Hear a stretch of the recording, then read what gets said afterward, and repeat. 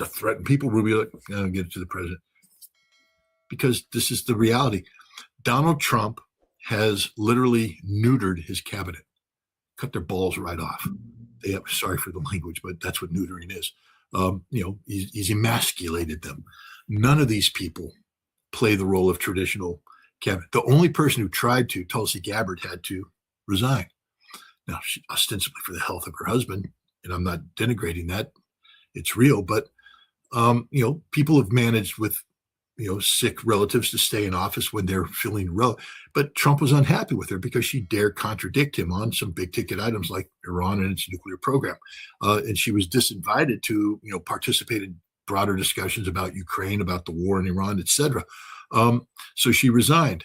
You can't cut off her balls because she doesn't have any, and yet as a woman she has bigger balls than everybody else in the cabinet. She's more of a man than half the men there, because at least she stood up for something and had integrity, and ultimately confronted with the failure of the president to live up to his duties and responsibilities as commander-in-chief. She did the honorable thing and resigned. All of these cabinet members need to resign or invoke the 25th Amendment and get rid of this crazy man, but they're not going to do that. Who's in charge? I'd like to say Donald Trump, except he's insane. So nobody's in charge. Literally nobody's in charge. You can't say Donald Trump because he changes every 6 seconds. That's what happens when you have an insane man, a schizophrenic narcissist, who you can literally get him to make a decision simply by threatening his ego. Do you understand how dangerous this is? How easily manipulated this man is?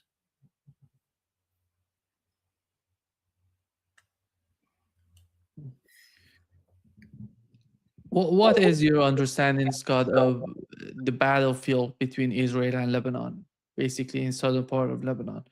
Because it shows we are witnessing various footages coming out of southern part. They're hitting Israeli soldiers, communication systems, Iron Dome batteries. They're hitting everything. They try to do something about that some sort of protection for the equipment they have in the southern part of Lebanon. It seems that has failed.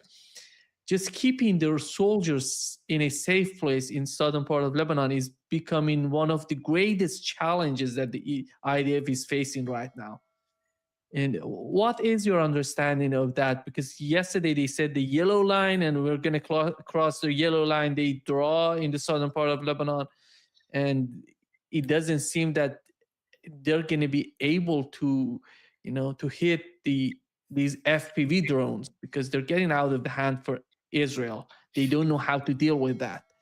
What is your understanding of Israel and their policies in southern part of Lebanon? Well, I mean, Israel wants to defeat Hezbollah. That's a strategic objective. They've been working that on a number of fronts. But ultimately to defeat Hezbollah, you have to win on the battlefield. And Israel right now is stymied on the yellow line. They are stuck there. Every time their forces attempt to push through it, they get beat hands down by Hezbollah. I mean, the Radwan forces are better than the Israeli Defense Forces when it comes to a stand-up fight. Israel is trying to mass forces and do a breakthrough, but the problem with massing forces is mass requires sustainability. You have to bring logistics in to create the potential of the mass to move forward. Then you have to sustain it with continuous logistics provisions.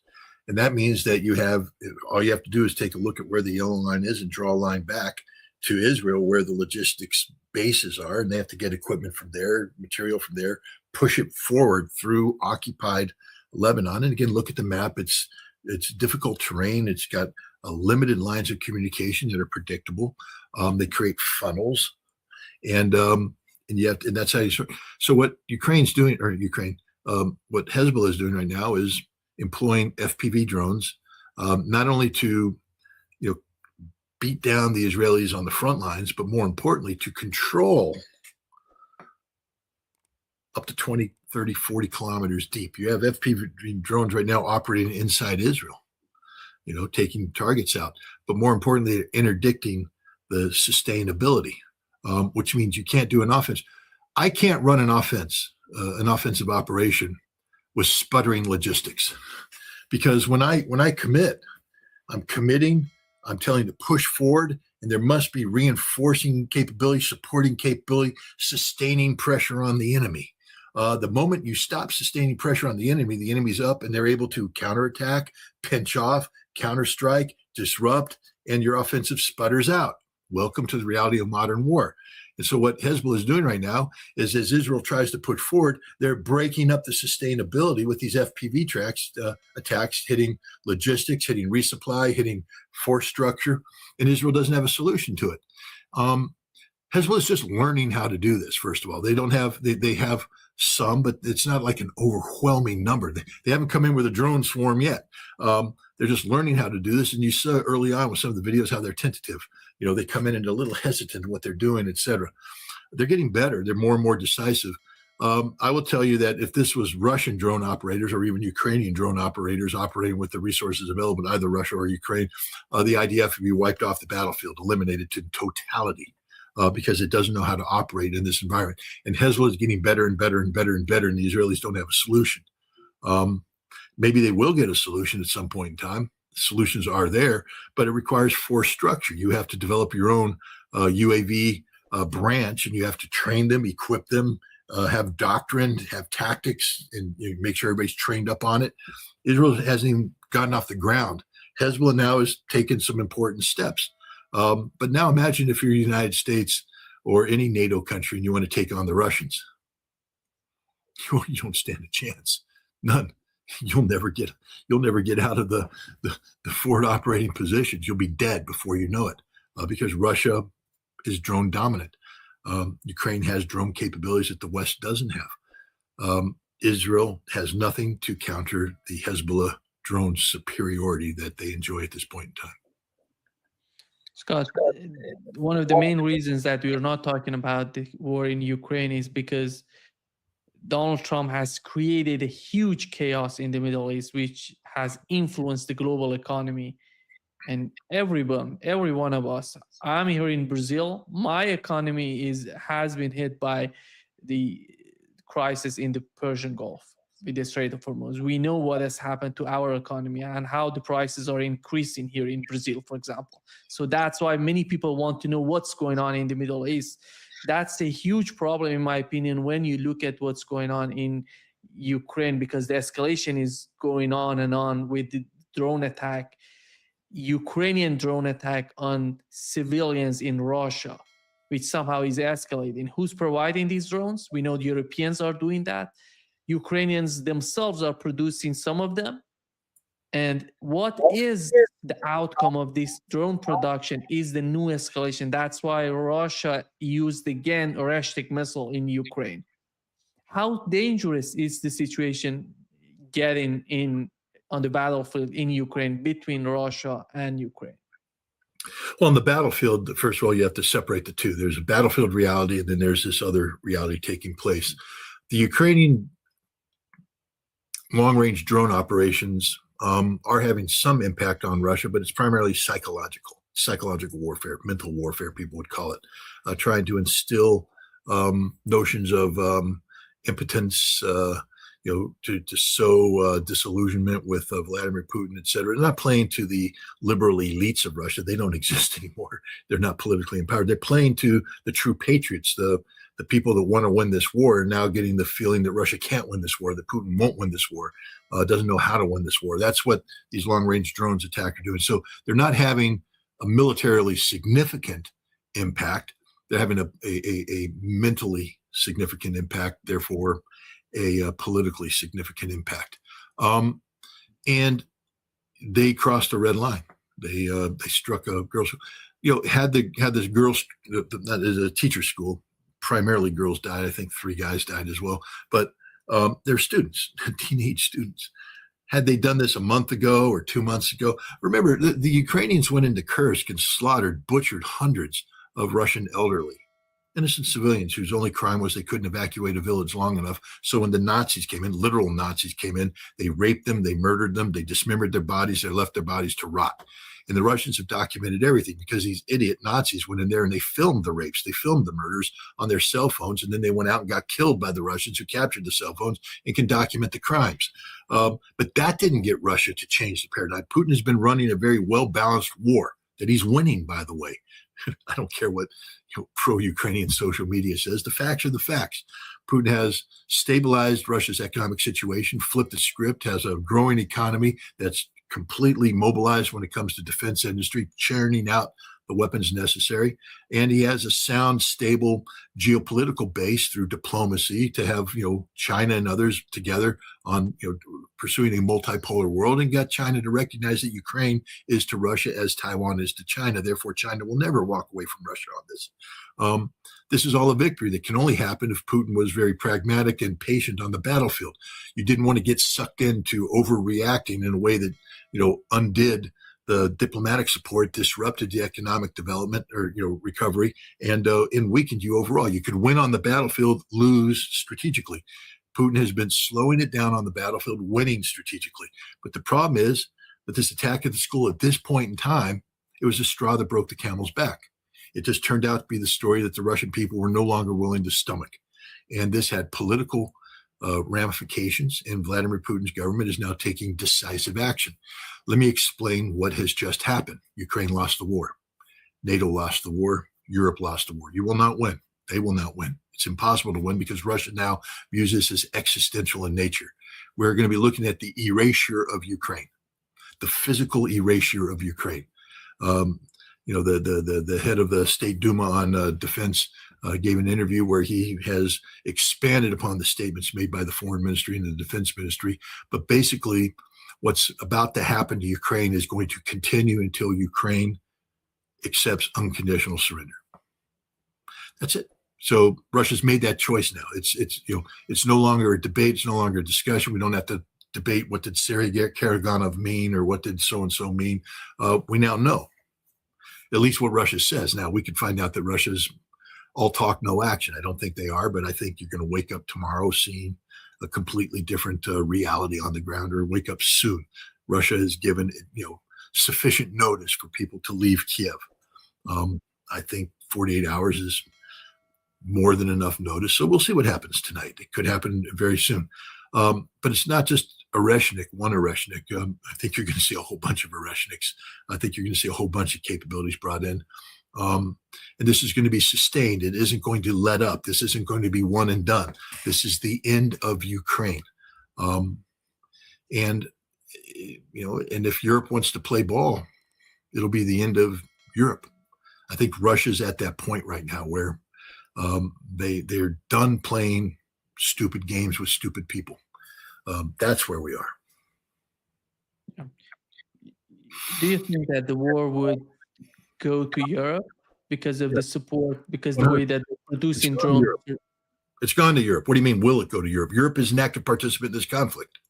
So the war will go to Europe. Europe wants to play. I mean, it's amazing. Europe kept going, we want war.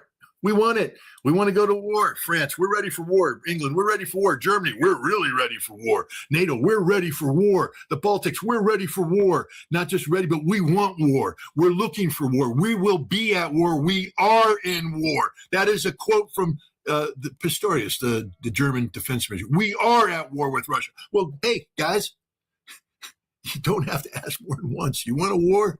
You'll get the war, and they're going to get the war, because once Russia begins the erasure of Ukraine, you're going to see that strings are attached to those people who continue to sustain Ukraine's elements. If Ukraine keeps launching drones, and Zelensky has promised a big month in June, I mean, he's going to attack everything. The British are giving him drones, Germany giving him drones, everybody gives him drones. NATO is giving intelligence, and he's going to just blanket Russia with drones. Well, Russia's going to erase Ukraine. We know that's happening. But then they will start to erase Europe. Europe made that choice. Now, the only way Europe can get out of it is to say, oh, we were wrong. We don't want war anymore. We're not looking for war. And you're starting to see that panic come out of the Baltics, because the Baltics recognize they've gone a little too far and they're sort of left hanging right there. That's why you have this group coming in talking, we're going to defend the Baltics. But what they're really saying is stop allowing Ukraine to use your country as a corridor. Because I can guarantee one thing. I'm going to be in Russia this time next week, attending the St. Petersburg International Economic Forum, due to speak at a panel. It's a big deal. It's bigger than Davos, number of people coming, etc. If Ukraine launches drones attacks to disrupt the St. Petersburg International Economic Forum, it'll even get worse for Ukraine. But moreover, any nation that facilitates the transit of Ukrainian drones that strike St. Petersburg during this time period, or at any time period going forward, are also going to pay the ultimate price. Narishkin, the head of the Russian intelligence services, identified, I think, 7 decision-making centers related to Ukrainian drone operations on the soil of Latvia. And everybody's coming together. Oh, you can't talk. That's not really happening. But they all know what the truth is. The Latvians know what the truth is. And at this drone thing, the Latvians say, yeah, we got to stop this. And they're saying, you got to stop this because Russia will take them out. I mean, we just have to look at Oreshnik production. Russians said they went into serial production of Oreshniks in August of last year. Let's call August a null month. They started, but they didn't get it. September, October, November, December, January, February, March, April, May, 9 months. Now, let's say the low range of Oreshniks can be produced is 5 a month. 9 times 5 is 45. So there's 45 Oreshniks. Russia's fired 3. There's 42 left out there. I say that the production could go up to 25 a month based upon my experience, direct observation at Vodkinsk. But it probably isn't because there's competing resources through the YARS, which incorporates elements that are also with the Oreshnik. So you can't, rob Peter to pay Paul. So let's say instead of 25, they're producing 12. That's a good median number, 12. 9 times 12 is 118. No, it's not, Scott. Yeah. It's 108. 9 times 12. 18. Was I right? Yeah. No. Well, that was 10 is 108. 108. You're right. Marine math. I mean, come on. 108. I said 118 first, but I was like, no, that's right? The second. 108. But you did it right after that. Because every once in a while it clicks in. But the point, because I'm counting my fingers. But my point is 108 is totally different than 42 in terms of capacity. The other thing is Russia doesn't rush ahead of its capability. They don't get ahead of their skis, so to speak. When Russia makes a decision, they have the resources to back it up. All along, people going, Russia's going to run out of missiles. I'm like, Russia will never run out of missiles. Once Russia agrees, goes on this, that's because a decision has been made that we can sustain this activity and sustain the feed into this activity without sacrificing overall strategic capabilities. That's how the Russians think. Unlike the United States, which got involved in Iran, and we ran through everything, had no production, we had to steal everything, and we've weakened the whole world. We are the opposite of Russia. Russia doesn't work the way we work. Russia works differently. So for Russia now to commit to the erasure of Ukraine and to retain the capacity to launch debilitating strikes against Europe, I'm thinking that means that their production level is higher than 5 a month. I could be wrong. I don't know.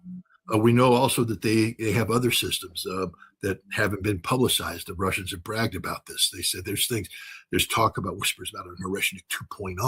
Don't know what that is, but 2.0 implies it's better than 1.0. We know that they have modern versions of the KH-101 missile, which saw something pretty cool. I'd have to see the whole thing, but it appears that it was coming in and got intercepted, got knocked off, and then corrected and continued its mission. So we know that coming in, they're launching countermeasures off that are sucking Patriots out. But they also have, the Iskanders, the standard Iskander M's. They have the Iskander K's, long-range cruise missiles. They've built those, again, with countermeasures. The Russians just have a lot of systems available.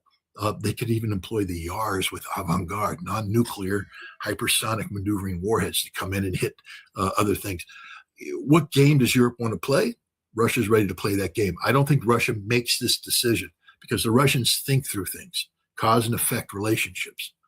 And they don't make this decision lightly, which means they've thought it through. They have a plan. They have contingency plans. They have the resources to implement these contingency plans. Meanwhile, Europe has nothing. Literally nothing. They don't even have 4,200 American troops coming anymore because Pete Hegseth said, no, we're canceling that. It's amazing, but half that equipment is already put on ships. Now they have to offload the ships. They'd actually sent men and women to Poland as advance party. They have to come home. And the disruption, I've been in the military. When a unit deploys, that means they've already taken all their leave. or and they've moved their families. Many of them moved their families because you can't have your wife with a newborn baby sitting in a base house. So you've relocated your wife home. You've done a whole bunch of stuff, put a whole bunch of money down. They're life-changing decisions, and now nope, it all is going to happen. And now they have to get a training schedule back up. Schools were canceled. Schools were the chaos that was done. But this is why Pete Hegseth is the worst Secretary of Defense in the history of Secretary of Defenses, because the chaos that he has created for these soldiers. You think they want to re-enlist? This is life-ruining stuff to some of these soldiers. He doesn't care. Trump doesn't care. We care about our troops. They don't care anything about the troops at all. Nothing. Scott, before wrapping up, I remember Colonel Wilkerson once said that the most dangerous country in Europe is Poland because of some irrational people in that country who are running the show, by the way, who are policymakers in Poland. One of them is Sikorsky. And here is what he said. I'm skeptical about negotiating with Putin on two grounds. Number one, when you've been a dictator for over 20 years, everybody lies to you. And these dictators always drop some of their maximalist results too late because they don't know the true position they are in. And secondly, Vladimir Putin is a man whose word and whose signature cannot be trusted. He lied to us repeatedly. Mm-hmm. So I think the war will be ended by someone else. Of course, he's a criminal. He's a neocon. He has no legitimacy whatsoever. This is a man who posted, "Thank you, America," when the Nord Stream 2 got blown up. They had to take the tweet down and say, "Well, that was a mistake." He's married to Anne Applebaum, who is one of the most virulently Russophobic, Putin haters in the world out there.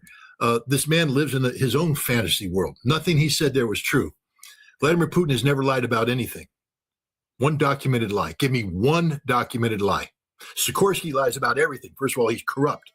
There's a lot of corruption that follows this man. He's not clean. He's horribly corrupt. He lies about his own social media postings. What has Vladimir Putin lied about? Vladimir Putin has been honest about every single thing he has gone into because that's what legitimate leaders do. They don't lie. Look at Kiev.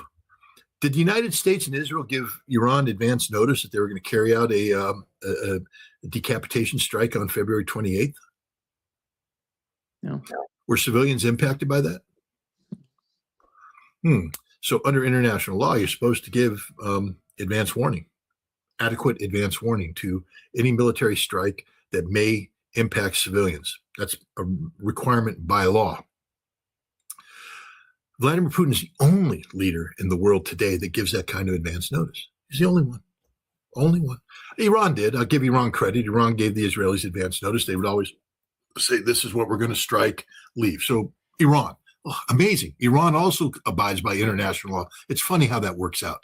The nations that we tend to denigrate the most are the ones who abide by the law the most. I mean, we're the ones who assassinate Qasem Soleimani as he's trying to broker peace in the region. We're the ones that kill Ali Khamenei at home.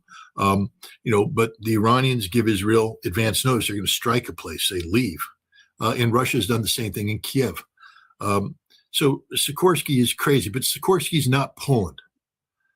People need to understand that there is a tremendous amount of pushback inside Poland by people who understand the consequences of these actions. And again, I think there's going to be a great awakening in Europe.